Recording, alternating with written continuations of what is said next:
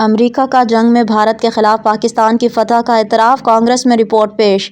امریکی کانگریس میں پیش کی گئی تازہ رپورٹ میں بھارت کے ساتھ حالیہ جنگ میں پاکستان کی برتری کا اعتراف کیا گیا ہے۔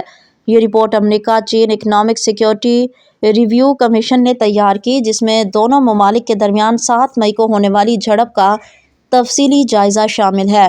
رپورٹ کے مطابق اس مختصر مگر شدید لڑائی میں پاکستان کو واضح برتری حاصل ہوئی۔ دستاویز میں بتایا گیا ہے کہ پاکستان کی کامیابی میں چینی ہتھیاروں اور ٹیکنالوجی نے اہم کردار ادا کیا۔